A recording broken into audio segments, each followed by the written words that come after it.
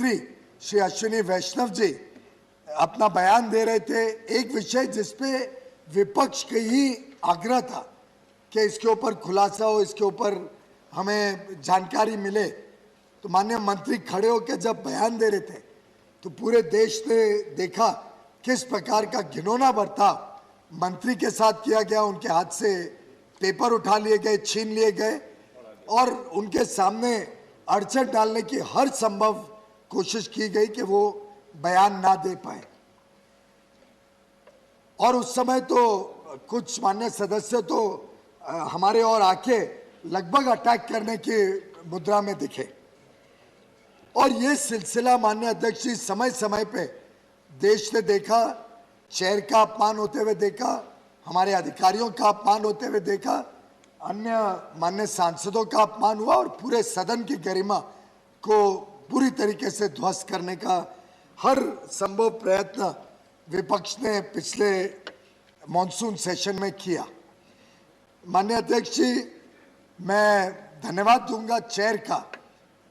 आपका, उपाध्यक्ष जी का और सभी आपके पैनल का और हमारे सभी स्टाफ का जो टेबल पे हैं, जो मार्शल्स हैं, जिन्होंने इतनी गलत बर्ताव के बावजूद संयम रखा, बहुत टॉलरेट किया, बहुत संवेदनशील तरीके से इस विषय को लिया, हर अटैक को सहन लिया बिना कोई उसका विषय बनाते हुए, बिना कोई कंप्लेन करते हुए। उसके बाद बढ़ते बढ़ते जब एक माननीय सदस्य ने एकदम चेयर के ऊपर ही लगभग हमला बोल दिया, तब कोई चॉइस नहीं थी, उनको एक दिन के लिए सस्पेंड किया गया। उस दिन भी जो दृश्य इस हाउस में हुआ कि दरवाजे बंद होने के बाद भी शीशा तोड़ा गया, दरवाजे का शीशा तोड़ने के कारण कांच कुछ हमारे स्टाफ, सिक्योरिटी स्टाफ को भी लगा, चोट पहुंची, उस पर भी चेयर ने निंदा की और काफी आक्रोश था कई मेंबर्स में कि इसमें एक्शन ली जाए। लेकिन एक संवेदनशील चेयर और सबकी इच्छा के हाउस चलने कोशिश की जाए, एक्शन आगे और बढ़ाया नहीं गया। चलते चलते अध्यक्ष जी 9 तारीख, 10 तारीख, 11 तारीख जो जो घटनाएं इस सदन में हुई, 9 तारीख को आपको ध्यान होगा कि एक अचानक डिवीजन मांगा गया, सब विपक्ष अपनी अपनी कुर्सी में जाके डिवीजन मांग लिया। साधारणतः इस बात की चेतावनी पहले दी जाती है, उसके बावजूद जब सडनली डिवीजन मांगा उसमें भी पर्दाफाश हुआ कि 79 votes in favour of the chair थे और 44 वो in favour of the government थे और 44 वोट्स विपक्ष के साथ थे। तो ये भी कोई अगर गलत फहमी फैलाने की कोशिश की जाती है कि विपक्ष के पास नंबर्स हैं या सत्तारूढ़ दल के और हमारे सहयोगी दलों के पास पूर्ण बहुमत नहीं है या बहुमत नहीं है राज्यसभा में, तो ये पूरी तरीके से उस दिन निरस्त हो गया। और ये कई ऐसे मौके आए हैं जिसमें विपक्ष को डिवीजन में अपनी सही ताकत का अंदाजा इस सदन ने दिया है। माननीय अध्यक्ष महोदय, आज ही मैं देख रहा था बाहर किसी माननीय सदस्य ने, मेरा आग्रह होगा बाहर की बात अब अंदर नहीं सर, मैं स्पष्टीकरण इससे कर रहा हूं क्योंकि माननीय लीडर ऑफ द ऑपोजिशन ने ऐसे आरोप लगाए। ठीक है, उसको आप चलिए, मैं बाहर की बात नहीं कहता हूं, पर कई बार कई सदस्य कहते हैं कि हम इसलिए सस्पेंड कर रहे हैं 12 सदस्यों को क्योंकि हमारे पास संख्या नहीं है। तो सब के सब विपक्ष के माननीय सदस्यों को मैं आमंत्रण देता हूं, आप आइए, जिस विषय पे अभी डैम सेफ्टी बिल बातचीत होने वाली है, आज करना हो, कल करना हो, परसों करना हो, जब आप चाहें आप डिवीजन मांगिए और डिवीजन करके देख लेते हैं, सबको ध्यान में आ जाएगा, पूरा देश देख लेगा क्या परिस्थिति है, किसके पास पूरा बहुमत है, किसके साथ सदन खड़ा है और सच्चाई के साथ ये सदन खड़ा है और पूरी सच्चाई देश के सामने स्वयं विपक्ष के कुछ साथियों ने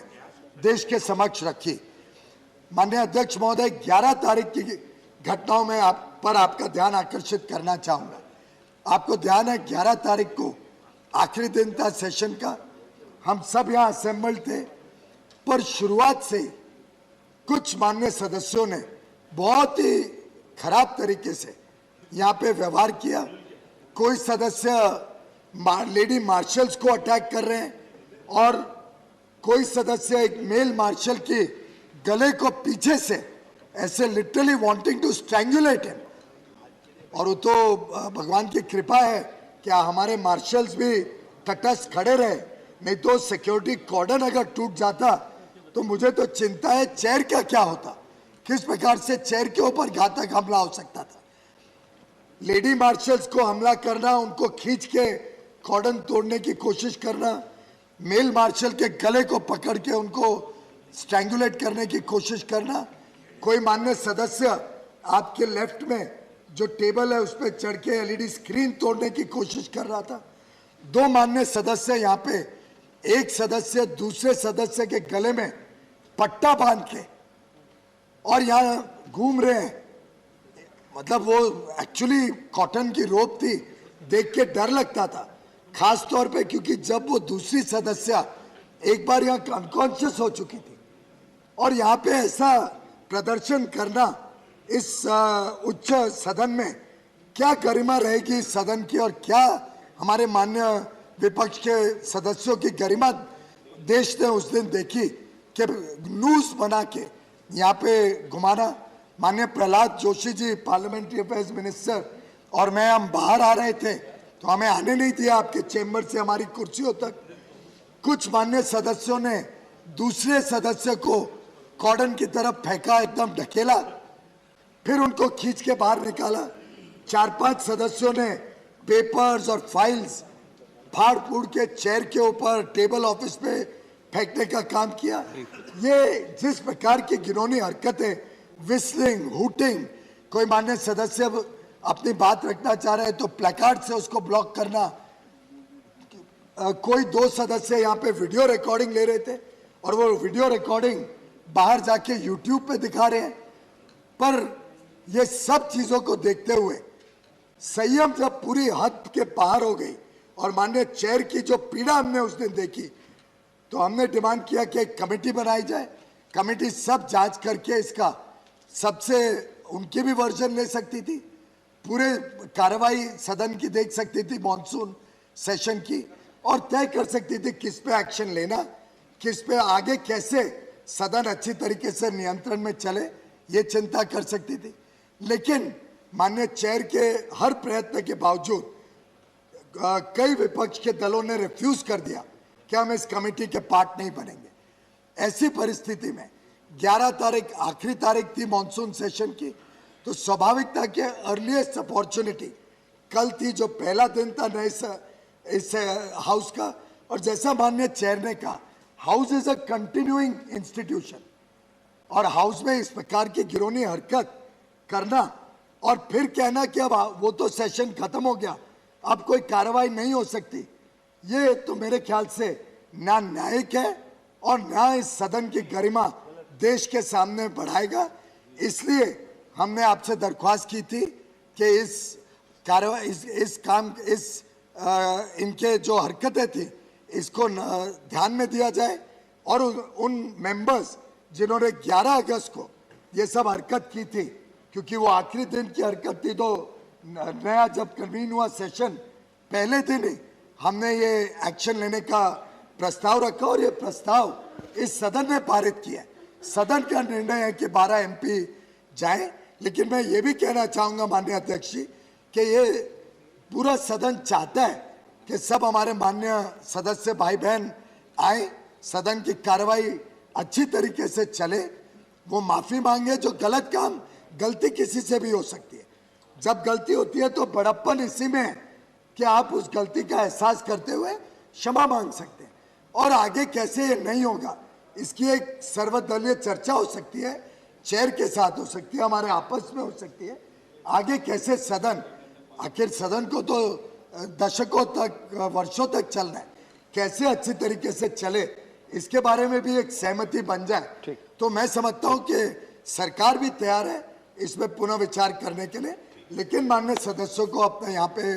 क्षमा मांगना, और क्षमा सिर्फ चेयर की नहीं, क्षमा इस पूरे सदन की और देश की क्षमा मांगनी चाहिए जिस प्रकार का उन्होंने हरकत की। धन्यवाद। धन्यवाद माननीय एक मिनट धन्यवाद माननीय मंत्री जी। मुझे उम्मीद है माननीय चेयरमैन साहब ने यहाँ से कहा था, अपनी बात में उल्लेख किया था कि माननीय नेता सदन और माननीय नेता प्रतिपक्ष मिलकर के इस पर परामर्श करेंगे और रास्ता निकालेंगे। मैं पुनः उसकी पुनरावृत्ति कर रहा हूं जो माननीय चेयरमैन साहब ने कहा। माननीय सभापति महोदय, आपकी अनुमति से मैं बांध सुरक्षा के लिए मैं माननीय मंत्री जी, आज का जो आपके भावना जो थी उसको मत देना, अभी आपने जो कहा। जी